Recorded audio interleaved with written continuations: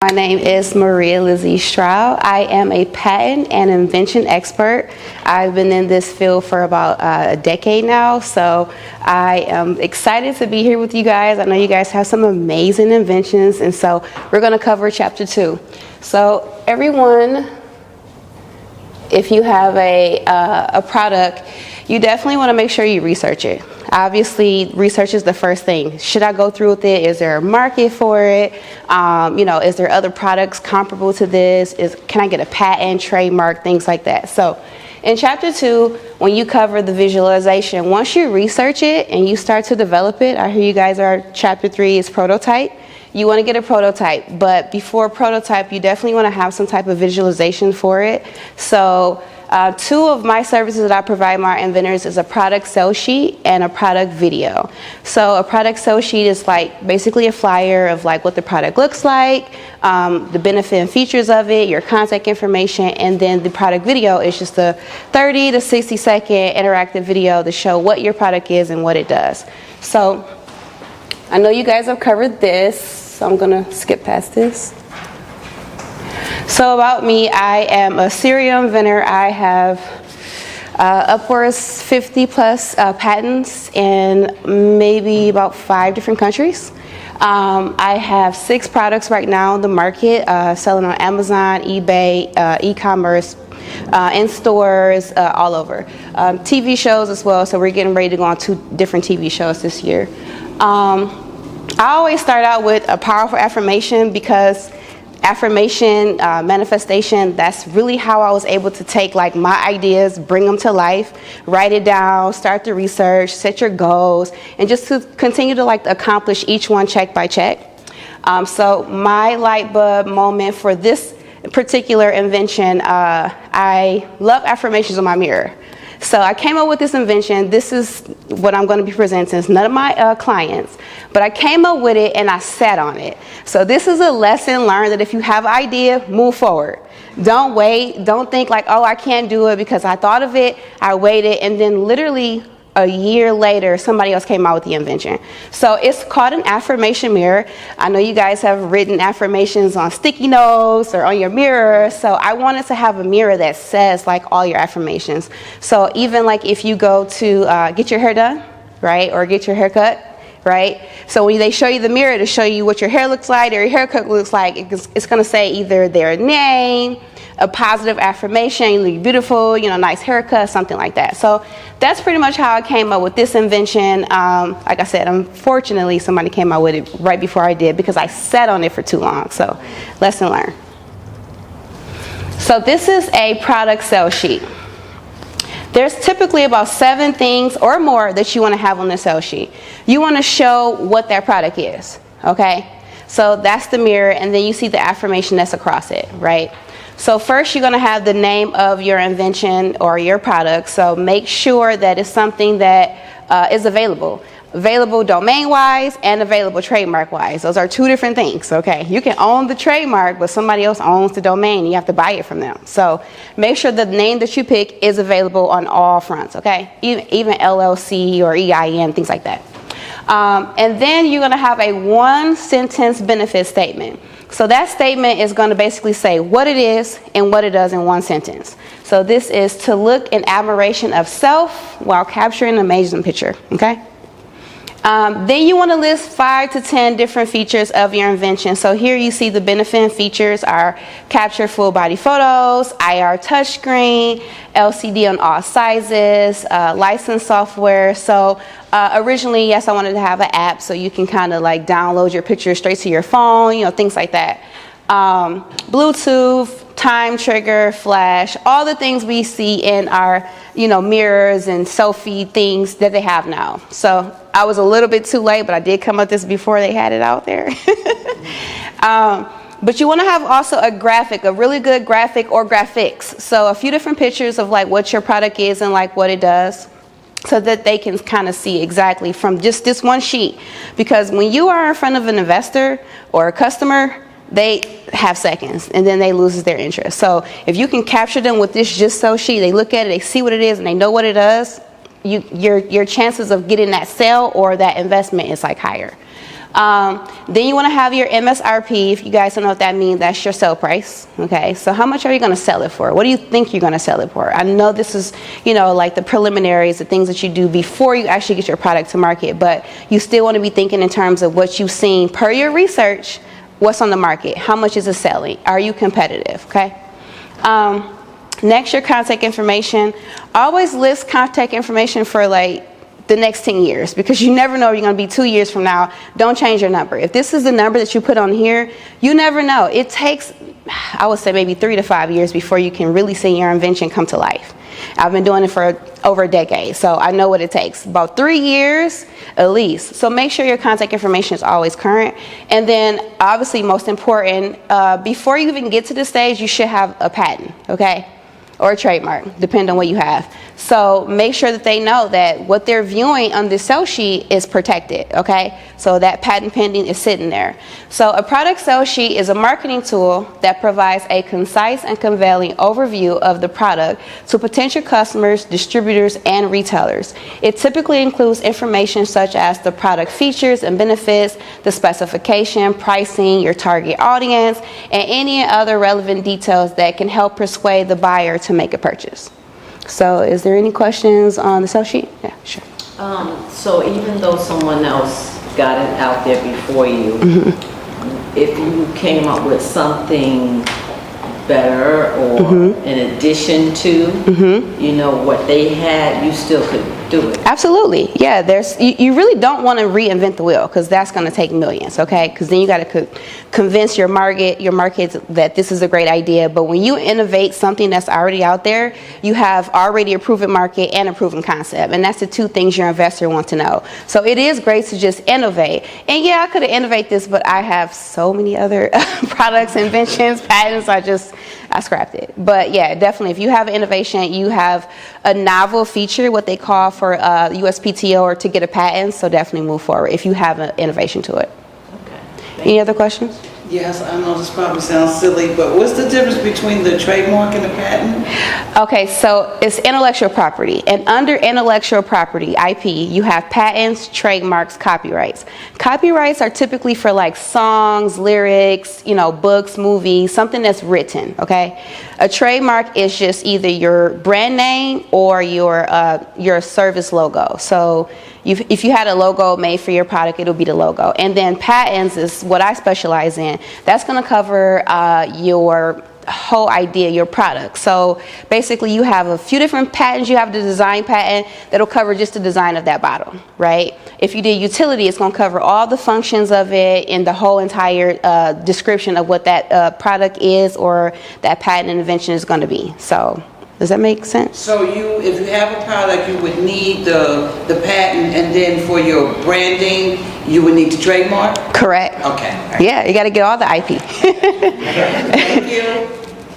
So once you have your product sales sheet in order, what's the best way, and I know this is a very broad question, the best way to connect with investors in your industry to present them, to actually get that seat at the table? That's a really, really great question. And I actually have a licensing book that'll walk you step by step through those processes. But this is something that you can send around via LinkedIn. You can go to trade shows. I mean, wherever your potential customer or investor may be, go there. There's always conferences, for me, some of my products are in the pet industry. So you got Super Zoo, that is huge. People around the world come to this conference. You have other pet, expos that you want to go to. But essentially, getting on LinkedIn, make you a list of about 30 potential licensees, okay? These are companies or investors that make comparable products in your industry, okay? So they're looking for, she talks about innovation to what's on the market. You have that innovation. You put it in the sell sheet. You got your patent, so you're protected. You don't want to approach a company or investor and say, hey, I got this great idea, but it's not patented. They don't want to waste their time signing a non-disclosure because they got to go through their attorneys and they got to pay their attorneys. So make sure before you get to this stage, you already have your patent in place. Now you can ship this around to anybody, emails, pretty much wherever you find your investor or your customer. And is that, do you connect with international investors pretty much the same way? Yes. The trademark, are those the most or more expensive than patents? It really depends. No. The patent. Trademark is, I charge about $1,500 for a trademark. I charge $10,000 for a patent. Yes. Patent attorneys are the highest paid attorneys in the U.S., okay? There's 2% of black people in it. So I am trying to get you guys all to have IP, trademarks, patent, copyrights, whatever you need, okay? So yeah, it's patents because it protects your product and all the features and functionality of it. So that means if you made something that was a better iPhone for Apple, they got to license it from you. And that's the benefit too, to not like think that, oh, I got to come up with all this money to create this. If you hold the IP, then you can license it to Apple, meaning you're a landlord tenant basically. So you're the landlord of your invention, okay? Apple is your tenant because they're buying this from you. What does the tenant do when they move into a house? They buy the furniture, they pay all the electricity, the insurance, all of that. So your licensee, Apple, is going to develop it, market, and sell it for you, but you did the legwork with coming up with the invention, protecting it with a patent, and now shopping it to them to license it, basically. It's not really later in your presentation, but with that big expense to patent something,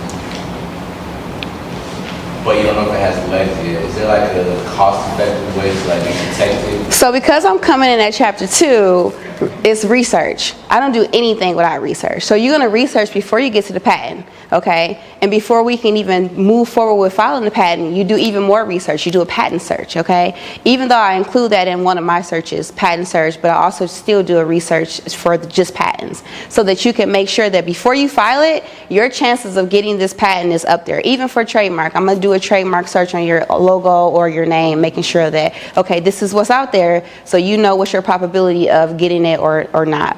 So even outside of it being accepted, the market, let's say you got this dope idea, patent it, and it gets to the market and it flops, it's almost like a wasted company, right? And so that's kind of why I do what I do opposed to just going to a patent attorney, because they're not going to research the market. So I'm going to show you the market trends, the market analytics. You're going to know everything just from the research before moving forward and spending thousands of dollars. So just always start the research. I mean, yeah, there's a thing. There's like over 500,000 patents that are filed a year. But those patents are not making money. So your goal is to make sure before you get to the patent that there's some profit involved. You got to turn your patent to profit. Just because you got the patent doesn't mean that their product is going to sell.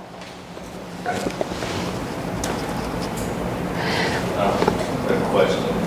Are you going to with filing patents? No, because I'm only here to discuss product marketing, not patents. I'll come back and I'll do some on all patents, okay? Or IP, okay? So here's what I was just discussing, the idea research report. So typically it's about 20 to 40 pages long. I've never seen one less than 30 because we research everything. Before you do anything, research, because it's the business plan to your idea, okay? So when you're sitting in front of Shark Tank, right? I know everybody's seen Shark Tank. Right? They're going to ask you questions, and you're going to need to know these questions, and a lot of that you're going to get from, research. I mean, if you created a cure for COVID, right? We want to know what's the statistics, how many people died, how many people were affected. So those would be some of the things that you want to put into your research because it's more appealing to your investor and your customer, like, why should I buy this? So always do your research. In the beginning, we do an initial questionnaire. We ask you all about yourself. And so how did you come up with it, what it is, what it does, what do you want to know, because we know what we're going to search. And then we also move forward to looking up comparable patents, products, your market trends, market analytics. So like if somebody is searching for this, how much is the cost per click, right? Because if you can come up with, if people are searching this millions of times a month, I mean, you kind of know what you're going to ask your investor, right, for an investment because they're really needing this product. We're going to search blogs, articles. So you do want to know what your customer is saying about this and what they need for an innovation to this new tennis shoe, right? What do we need? We need to protect our ankles and, not sweaty feet or whatever. So we'll put blogs and articles in there as well. And then we'll basically summarize everything up and give you like a final step. So this is what you guys, I think, did in chapter 1, right? Because they didn't finish chapter 1. But this is where you start, and then you get to the product marketing. Well, patent next, and then product marketing. So the product video is the same thing as the sell sheet, Okay, so you just turned it into a 30 to 60 second video. I would tell you 30 seconds is about all that you need because you lose their attention span about 20 seconds. So 30 is pretty much the standard for me. At the start of it, you want to start off with the problem, okay? Because that's going to entice your customer or your investor to keep watching. And then you're going to talk about your product, the benefit and features, and then any of your contact information. And then once you do this, pretty much graphics and a voiceover is needed. So I'll play this video. This was for the Maria mirror that I came up with, but you know, the idea I scratched.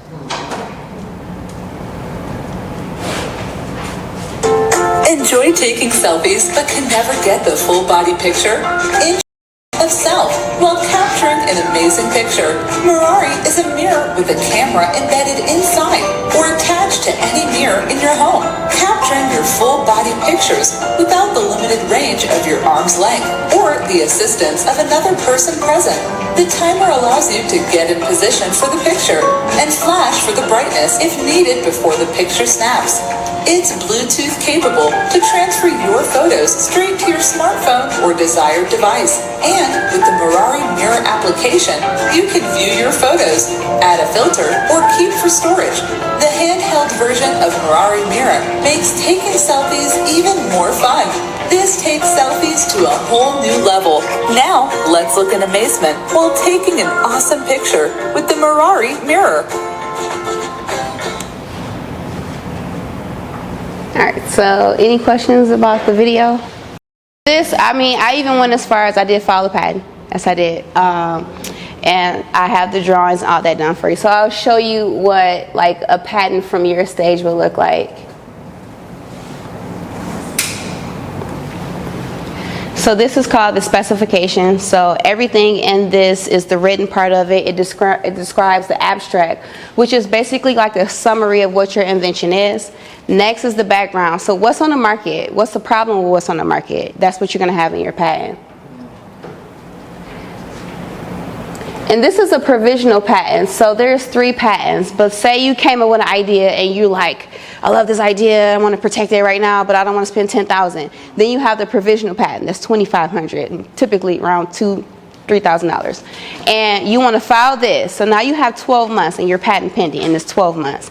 That 12 months should give you everything you need all the time to research it, to put together a prototype, to see if the concept works, to go out and even test the market, go to the stores, go to where the people use the cameras, the barbershops, the beauty salons, the makeup artists. So that's what you're kind of doing in this 12 months. You're kind of surveying, is this a good product or viable product for me to move forward with?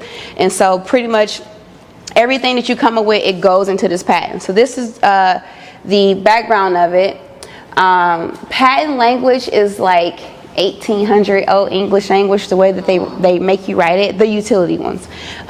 Even some of these, but you want to define some of the terms. So maybe they don't know what an embedded camera is. You need to describe that in your provisional patent. And I'm explaining this because this is something you guys can do. This is how I started, writing my own patent.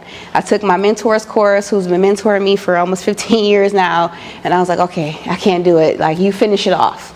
But for $2,500, if you had a book or the course that I have, you guys can do this yourself because it's easy. It's literally 10 pages. And like 4 or 5 of the pages is just the drawings. So now you summarize your invention. You have to describe each, you say figure 50, so that's like 1-page invention. The preferred embodiment is just you also explaining some of the different features of it. Variations, that's standard patent language. And then these were the drawings. So each thing that you number on here, you will be explaining in the drawing. And that's it. So about 4 pages of these were drawings. So to do a 10-page patent, you guys can do that. It's easy. Okay, question. So the difference between the provision patent is that it's only good for 12 months? Correct. But within that 12 months, so if we file today, you have 12 months. You have to file your utility or design by this date next year. Otherwise, you lose that date. Okay? So it's called a priority date. Your provisional patent is AKA your priority date. It's the first date you came up and said, hey, I want to go ahead and get a patent done on it. Now you have 12 months to file that utility. But let's say you didn't file it today, you filed it tomorrow. That's fine. You lost last year's date. So that means if anything came out within this year, because you missed it, then that can move forward. That makes sense? Someone else can actually. If they filed it within that year, yep, if they filed it. But if not, and you filed it on time, you have last year's date and this year's date. And then it takes it was like 3 years before you hear from a patent examiner, but they literally did not go into the office until last fall. So now it's like, I don't know, maybe 5 years or more, I don't know. But you can file an expedited fee. And actually just yesterday, the USPTO launched that they are now doing electronic patents. Kind of sucks for you guys because you don't get to get that paper. And when my inventors get the paper, they'd be like, oh my God, I got the paper, they show everybody. And that's great, but now they're just doing all that electronic. And they're trying to just, catch up, I guess. Yeah. I had some things years ago, and I called the patent people, and they were asking a bunch of questions, and I didn't feel comfortable because I thought that, well, if I go there and tell them everything, then what's to stop them from? Not with the federal government. Yeah, not with I would say them are the highly, because I have, some of my family that actually works at the USPTO office in Maryland, so the corporate location. They can't do anything. Even if your patent lapsed, even if you filed a patent, you had all that, in place before you talk to them, they can't do it because they're bound by law, which is why I do what I do, because I'm not bound by law, even though I'm protected and I work with them, so they support everything I do. But the only way that I can help you guys is not accepting the director of Global Intellectual Property Academy position last year, because I wouldn't be able to speak freely, and they can't speak freely, and they also can't steal your idea. Now, if you were to talk to an investor or a friend or a family, something like that, then have your non-disclosure agreements. Everybody have one, right? Yeah. Cool. So just go there. But once you get a patent, please don't use that, because you're not going to come to me as an investor. And I do invest into my inventor, so I have multiple partnerships. I'm not going to sign a non-disclosure agreement from you because I have to have my attorney look over it first, which to me is like defeating the purpose. Yeah. Okay, thank you. I know you're trying to move on. Just to not get discouraged, like when I did my patent, first one actually got rejected. Okay, but my lawyer was like, hey, they gave you because Domino is like a phone case and a camera put together. They gave a list of a bunch of cameras and a bunch of phone cases. They don't go together. So I had to reapply and I got to take it back. Okay. So sometimes don't get discouraged. Get with your lawyer, see what can be done. Maybe you might have to tweak some stuff, but trust me, don't get discouraged. That's really great advice too, because what he's talking about is an office action, and it's basically like a cheat sheet. So if I gave you a test and you filled out all the answers, I'm gonna say you got 7, 8, and 9 wrong, and you got it wrong because you put core. And core is something that's protected. So when you get a utility, you have claims. You can have all this fluff written, but it's only the claims is what they actually protected you for. So if core is written in his patent, I'm going to tell you that. So they're going to tell you why you're being rejected. And they told me for my patent as well. And I was like, okay, so we just changed that throughout the whole patent and I got it granted. Unfortunately, it sounds like he probably has something like, obviously there's a lot of phones and phone cases. So but he still knew what he needed to do. And he went back and fixed it. So it's really easy to get a patent. Like seriously, once you get in there, it's good. It's easy. So how long does it take to get an answer back? Does he wait 3 years to get an answer? He probably heard back about 2 years. So you don't hear from at least, because they have to have a decision by the 3rd year. Correct. So typically you would hear from them at your 2-year mark, and then that 1 year they're going to work on it. However, because that was prior to the pandemic and with them going electronic, I know that they're pretty backed up right now, so it could be longer. So just for a rule of thumb, if you're going to go for a patent, file your expedite fee, okay? It's only a few $100s. It's worth it, okay? It's worth a year or 2 or more waiting, because we don't know at this point. I'm just going to show you. When you do file your provisional patent on your own, which you guys can do because I know you're smart, they're going to give you this. So this is your filing receipt. It's going to have all your information on it. It's going to have your application number, which is important because that's basically like your patent number. You see, this is a provisional, but this is just for a provisional. This is all that's contained in it, your drawings, your specification, your micro entity. Micro entity or small entity is just how much money do you make a year. So micro is you make under 150,000 and small is you make over it. And that basically changes the filing fee of your patent application. Your provisional cover sheet, your fee worksheet, and that's pretty much it. Questions? Once you file this provisional, is that when you can put patent pending? Like on your commercial, it's Yes. patent pending? Yes. Okay. So that's kind of how you want to do it. You don't want to go and spend the money on a utility. Start out, do your research immediately, okay? Know your market, because patents don't make money, okay? But you want to turn your patent into profit. So first you're going to research, then you're going to file your provisional patent. Okay, this is how you save money but also protect yourself. Once you have that patent, that provisional patent filing, you have your patent pending, then go ahead and make your sales sheet and video. Those things right there is all you need for a year to see, should I move forward, should I not? Because you can wait at least till about 6 months before your priority dates and deadline to start working on your utility. Typically it takes, I can do a patent in a week, but if I had clients, I typically do them within 90 days. But patent attorneys, you're paying them for their time. So essentially they can have it done faster, but at least give them 6 months if you're gonna go the patent attorney route, so that 6 months before your deadline, your utility patent is completed and done. But once your provisional patent is filed, then you can go ahead and move forward with seeing if you can get an investor, get a licensing deal, or is customers gonna buy it. So the utility patent is the final one? Yes, if you go, so there's two final. There's utility and design. Design only covers the look of that. So it would just be drawings for your. Reading that, yeah. Yep. So if you have an idea, let's say you wanted to shop it with like a Marvel or a Samsung. That that sheet that we just talked about in the video, that's just kind of like, not to get you in the door, but to start the conversation. Absolutely. One of the things you want to do is go on LinkedIn and say you're a company that I'm partnered with, a toy designer with Mattel, right? So my son's toy invention, we're partnered with a toy designer from Mattel, okay? So when you're going to go to Mattel, you have this new toy, you want to talk to decision makers, okay? The CEO, I'm telling you, they do nothing, okay? So they answer their DMs on LinkedIn, okay, professionally. They answer them quicker than that sales manager or the people that's low under. So start with the decision makers and then go, lower. But make sure if you have a toy, you're in the toy department. So whatever the toy manager or whatever their titles is, you're going to reach out to them. Yeah. And with that, and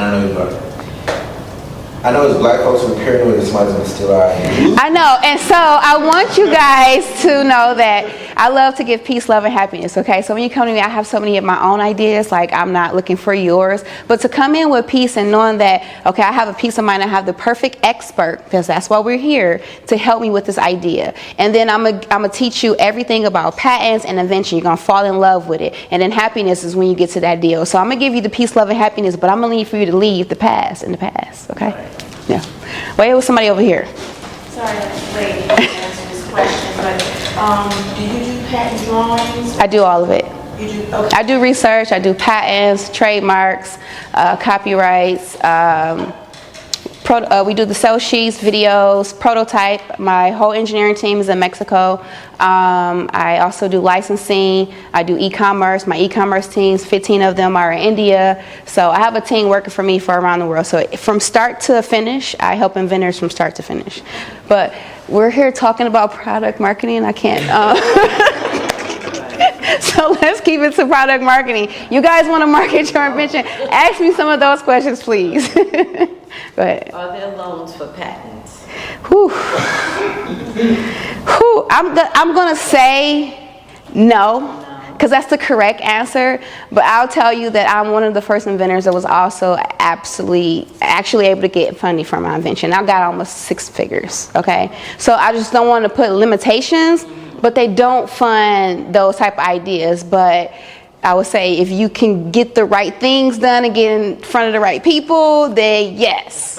Yes, it's possible. Thank you. While you're going to potential investors or people that can partner with you with your sales sheet, Thank you for saying sales sheet. No problem. Is there another side to where something that's consumer facing that goes alongside with that, like maybe doing pre-sales and see if people are interested? Most definitely. I would say if you're gonna go like, Indiegogo or Kickstarter route, the only thing with that is my biggest advice, make sure that product, whatever it is that you have, is 100% completed, right? Because when people go on there, they're trying to get you to fund the idea, but they don't know if the concept works. And a lot of times the concepts fail, okay? Because if we're gonna go and use our machines and create this, I mean, they'll tell you from a 3D standpoint that this can't be printable. I've been there, I've done it. I can show you some inventions or prototypes or whatever you need to see. But they can print it, but they can't print it from a large scale. And it's for so many different reasons, you just kind of don't know why. Yeah, so just make sure that if you are going to go that way to raise money, the concept is already done. You already have the product, okay? Will not take it. I learned the hard way. I don't go Kickstarter either. I don't even refer that. Yeah, they won't take it because it got to be at least 90% done, where it actually is a working prototype. That's now, okay, Yeah. because back when I was going to start, like maybe 2014, 2015-ish, like they were all for it. But obviously this has happened, what I'm telling you, so many different time and time again. And I mean, you got angry people that don't get a product but don't get their money back either. So it's probably caused a lot of problems. Yeah. So now we're looking to go back to Kickstarter, right? To do pre-sales. Yeah. Do you feel that would be the right way to go as far as doing pre-sales? That way we use the dominant community that we have. No. About 4,000 subscribers. Nope. You got to work hard. You got to go store to store. So whatever yours, for me, it was pets. So I was at the vets. I was at the groomers. I was at the pet stores. I was, talking to the pet conferences. Like, it's not until you get in front, because your likelihood of getting a deal is about you sitting in front of somebody that looks like you. Okay. So I don't know how many people watch Shark Tank. So if you're familiar with Shark Tank, if I came on there with a wig to wash my wig invention, it's not a wig, y'all, but anyway, if I came on there with a wig invention, I wanted you to wash my wig, I'm going to tell you what the investors are going to say. Mark Cuban going to say, I don't know anything about this market, I'm not in this industry, so for those reasons I'm out. And then somebody else is going to say the same thing. So your likelihood of you actually getting investment from an investor is somebody sitting in front of you, okay? But it also kind of applies to inventing. We get thousands and thousands. Like, I'm Michigan's Inventors Ambassador. Like, I work with a lot of colleagues in this industry. So all the top people you guys know in this industry, I have pictures with them. I've gone to their conferences. I pay for their coaches, etc. Right? However, it wasn't until you got in person with them where you can kind of get some of that sidebar conversation, some of that, advice, and some of those extra connections, wink, wink. But it's not going to happen when you're just, because we get so much of communications. But that's what I'm saying. So even pre-sales, you're not going to get it just sending it. I don't want to set you up for failure, but unless you get in front of them and you actually go out there and market your territory. I just launched 6 products, 20,000 units. Okay, so do the math. That's hundreds of thousands in inventory. Even though I'm on Amazon, it's my job to go out there to make sure people know that this product exists. So I got my first store. I'm working on my second store. But if I don't go in front of them, I can solicit them all day. But people don't really want to be solicited anymore, right? By mail, by knocking on their door. So it's the same thing for your investor, it's the same thing for your customers. If you go and approach a customer like, hey, I have this, they're more likely to talk to you than you just sending them something via mail. I get it, you guys get it all the time. So if you get in front of them, I think your likelihood goes up. And it's really a great, learning thing for you, and, just, it gets you ahead faster. And what about going to trade shows, just like finding a trade show in your industry, setting up a booth and getting exposure that way? That's high exposure. So the whole goal of this chapter is product marketing. So how do you market? You got to go out there, go to those trade shows, and I mean, some of them may be expensive, but at least try to attend one. I would say your goal should be maybe 1 or 2 a year. So you're saving up for the hotel, the flights, and they usually provide lunches and all that, but saving up the money to go to these trade shows, because that is where it's like, it's a gold mine. You don't know who you're going to meet. I mean, you even meet your suppliers, you know. So like Paul, the supplier for, you know, security in this organization, he came over, we met, we had a really great dinner, we, you know, looked at a lot of products, but now they make all my products back in China. So now you have eyes and ears over in China, but that wouldn't have happened if I didn't physically come and make those connections. So I'm going to always say physical. For us, they make it harder for us. I would say there's a licensing company that I have paid thousands of dollars for, coaches for, and every time I see a product that gets licensed, it's from a white person, okay? So for me, I've saw a different side that when I get in person, I get what I need. But when you're doing it from a different side, it's like, no. So yeah, go to those trade shows. That's how you get that product. And they'll have like little stations where they do like little quick pitches, or you can buy you a booth and like people can walk by and you'll have all your product marketing. So your socials, your products, your videos, like whatever you need.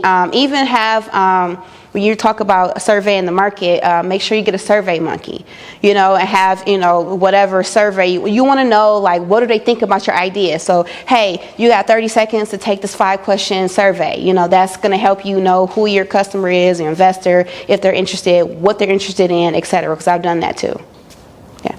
Any other questions? I have a question as far as, I guess when it comes to patents and stuff like that, and having different products and having to patent each and every different product, that can be costly as well. So is there a, I know we used to say back in the day, like a poor man's copyright. Right. That's a provisional patent. I don't want you to do that one, but I'll explain both. But go ahead, finish your question. Okay, so the poor man's patent is basically you writing the letter to yourself and you sending it through certified mail back to yourself, and you don't open it. That's fine, but I mean, that's not going to stand up in court if I went and got the provisional. Okay, so do away from the poor man's and do the provisional, because that's kind of like the better poor man. That's the middle class patent. So do that. But also, I want to let you know that this invention industry is like so expensive. Okay, so how I'm going to advise you to do is what I did, and it makes me so much money. Okay, so just know that if this is my baby, I might not want somebody to have no percentage of this baby, okay? I don't want to like license it to nobody. I don't want no investors, nothing. But how am I going to fund all this by myself? So take some niche products, okay? Household products is like a gold mine. Why? Because I'm going to buy this household product how many times? Over and over again. So every time these millions of homes, billions of people are buying this product for this household, that's making you money that you can fund into your baby. Okay, so that's what I do. And I mean, one product, you know, we have clients $30,000 a month, $50,000 a month, $100,000 a month off of one product. Okay, so it's really easy to do, but you're taking that money and you're still investing into your other babies. So have you know, your top one, you want to keep that in your pocket, get your IP on it. Okay, but the money that it takes to get that prototype done, to get those products and everything else, and marketing is just as much as developing a product. So you want to have a big stash away for, you know, advertising and things like that. But definitely that's kind of how you want to do it, to save money and make money at the same time. No? All right. So let's go ahead. I just was going to ask you, what was your first, So my first invention was for my dog. So I bought a Maltese, and he, you know, they have those dominance problems, right? So I was like, okay, what can make him stop doing this? And so I took him to the vet, and it's like, oh, well, we just neuter him. And I'm like, no, I wanted him to have babies because he's a pretty little white dog, you know. And they were like, well, this is our only solution. I don't like only, and I don't like being told no. So that's what started me. I never thought that I would get here. Like, I'm literally driving here today. Like, I'm living, speaking, breathing my dreams. And it came from affirmation. That's the reason why I did it on this affirmation mirror, because I'm really big on manifestation. But after that, it just got me in the lab, got me, you know, working. And that was the invention that, you know, the USPTO honored me for Black History Month, or I speak on panels, or I speak globally for them. That's what made me start my business. And I would say I still have that in my back pocket. It does take a lot because it aids in breeding what I created. So I created something that can help aid breed the dogs, but also it's a behavior training aid. And for my HR background, I create a lot of training programs. Still, they don't have nothing that trains the dog to not do what he does on your leg or your pillow or whatever. So I still have that in my back pocket in my IP, but I'm focusing on the other dog 6 products that I have, and then my inventions and my inventors. So, any other questions? Oh, you have one. Go ahead. I was going to ask, are there any, it sounds like we make this a lot more complicated than it has to be. I didn't. No, not you. No, not you. I'm saying, like, lay people. Yeah. It sounds like it's very straightforward what you're saying. Like, It is. do this, do that, do that. And just like when you were starting a business, I thought it was a lot harder than that. No. Sounds like it's straightforward, like you're saying. So when you first did your term paper, your first term paper, you were in middle school, right? You had to have all your sources. That's the same thing here. When you do utility, you have to list your sources, but that's just a provisional. You have to do your research. You know, this is basically that research report paper that you did with drawings. That's it.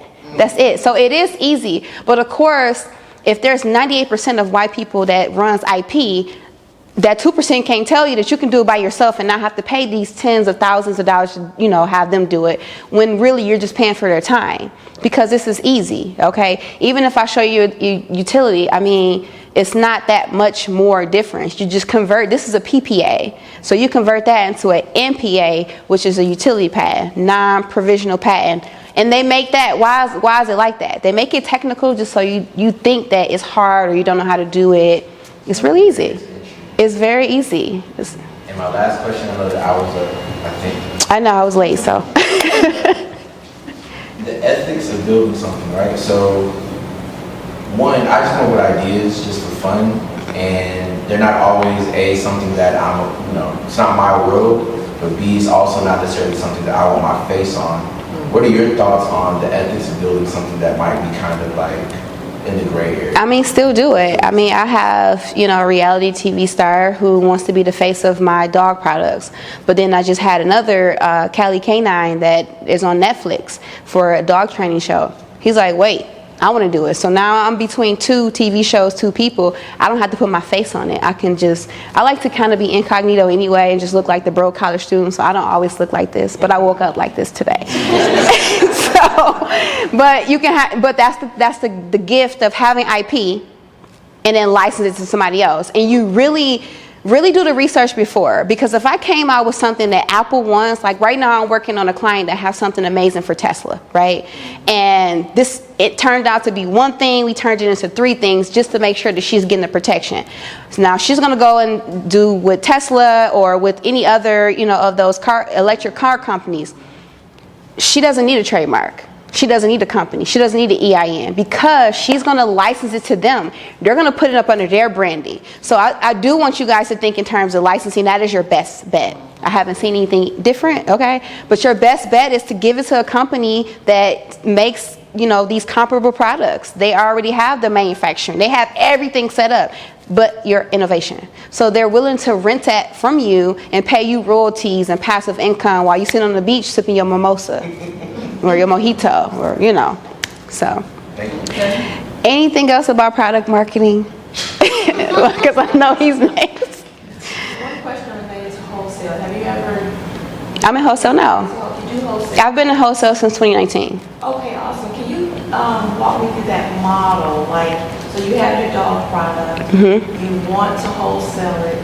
How do you come up with your pricing structure so that whoever will buy it from you wholesale can still make a profit? Great question. So I have 4 e-commerce platforms: Amazon, Walmart, eBay, and Etsy. So you can buy my products on all of those e-commerce. But each of them have a different price depending on what their shipping cost may be, their storage cost may be. So Amazon will ship your products to all 3 of those platforms as well, and theirs. So now you're paying Amazon for storage and shipping. That's included in your seller's membership, okay? So you want to ship your products to Amazon, and once you start selling, like I sell once I shipped out my product, I sold my first product like the next day. And so immediately they only give you 1,000 units to start out with, which is a good thing. So now you have 1,000 units that's stored at Amazon that people can order and get that product shipped from Amazon fulfillment center.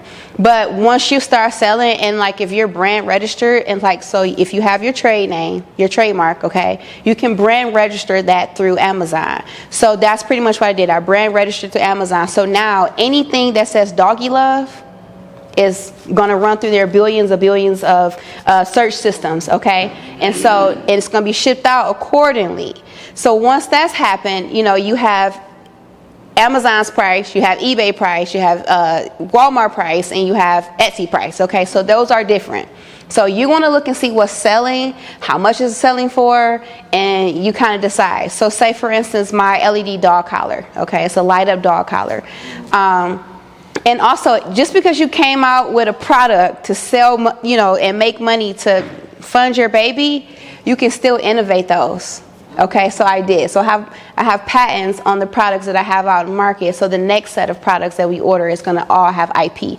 So I mean, nobody's going to be able to do this and not dominate that market space. But then you go to retailers. So you want to bring the price down because you're direct to reseller.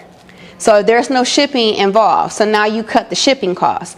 And then so say like now we're going to do, if it's $20 on Amazon, I'll sell it, you can sell it in your store for $17. And then you can make between $3 and $5 and the rest come back to me. So essentially it's you doing the research and seeing what's on the market, how much is it selling for, you know, and what's your margins. Okay. Yeah. And part B to that question. So say for example, it costs you $5 to make your dog collar, the LED dog collar. And then if it's $5, don't make it, okay? When you're coming out with a product, you want something that costs less than $1 to make, okay? Or $1 or less, let me say that, okay. So that's good. So let's say for example, let's make the math easy. So you make your dog collar in China, for example, for $1. Correct. And then Walmart, well, you wholesale to Walmart for what, maybe $3 to $5? No, if you wholesale it to Walmart, it's going to sell for about $20. Oh, okay. Yeah, and then Walmart's going to, because you're direct to, if you're doing an e-commerce, it's shipping, so you want it 20. But if you're going to the Walmart up the street, then you want to make that like 17 because it's in store, so it's direct to the store. Okay. There's no shipping involved, and then when the store sell it, it's direct to customer. Got it. So if you sell it to Walmart, you sell it to Walmart for 17, you can make that $16 profit. Well, Walmart's going to take theirs, so maybe they take about $3 to $5. Got it. Okay. So you might, I would say your rule of thumb is to always at least have something that's less than $25, but that you at least make $10 off of, $10 to $15. Because the give and take, you're going to pay for that storage and that shipping, which is about $5. Okay. Yes, how do you determine your marketing budget and trying to balance that? It differs. You know, not going in debt and then reinvesting in your product and trying to stay afloat. I would say do it like you do your tithes. If you pay though, your tithes. I don't go to church here, but you know, like in that mindset, it's 10%. So I would say just up it a little bit. So if it's 50% to make this product, I would say at least 15 to 20% should go into marketing. It's just that much, because once you kind of get it out there and people are buying it and posting their reviews, you're not going to have to put that much into it. But starting out, yeah, it's you want to have a good, and it just depends on your market, your product, the price point, and what's in your pockets. You know, what funding do you have? Like, can you afford it? You know, but if you can't, 50 cents a day, $1 a day. It depends on you. Yeah, and like, you know, what you have. So I'm gonna take this last question because I know I'm over. Go ahead. Switching gears, do you have like a mentorship program? Not yet. I don't have I consult inventors all over the United States. So I do have courses, books, things like that. Mentor, not necessarily, but I can probably do something here with you guys if you guys need that, because we're working on that. That's why I'm here today. So if you guys are interested in mentorship, definitely let Shakiri know, and you know, we'll see what we can do. Yeah. All right. Yeah. Let discount code for your book I heard coming? It's already out. I have 3 ebooks. No, I'm saying a discount code for us. You know, I've already sent it to him to give it to you guys for free. So we'll see what he says. Yeah.